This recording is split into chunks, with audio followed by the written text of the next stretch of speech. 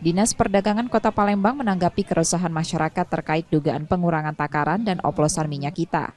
Masyarakat diminta tidak khawatir karena sebelum beredar, minyak kita telah melalui inspeksi ketat dari tingkat produsen hingga distributor.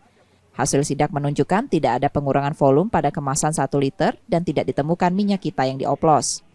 Pengawasan dilakukan secara berkala untuk mencegah kecurangan produsen maupun distributor nakal. Jika ke depan ditemukan pelanggaran, Dinas Perdagangan tidak akan ragu mengambil langkah tegas.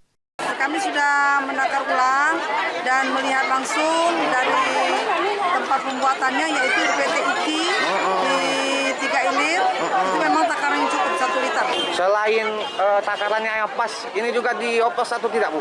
Tidak, alhamdulillah tidak, karena kita dari pabrik langsung, dari produsennya. Sementara itu, minyak kita masih jadi buruan ibu rumah tangga di pasar murah.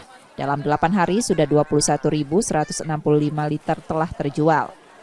Selain harga ekonomis, kualitas minyak kita dinilai baik masyarakat. Oh, gimana kualitasnya sendiri gimana, Bu? Lumayan, Kak. Lumayan. Selain kualitasnya, harganya gimana, Bu? Harganya mantap, murah. Sebelumnya viral di media sosial dugaan pengurangan isi minyak kita. Dalam unggahan yang beredar, kemasan 1 liter disebut hanya berisi 750 ml saat dipindahkan ke wadah lain. Namun Dinas Perdagangan memastikan hal itu tidak terjadi di Palembang setelah dilakukan pemeriksaan langsung. Yudi Kiswanto, Kompas TV, Palembang, Sumatera Selatan.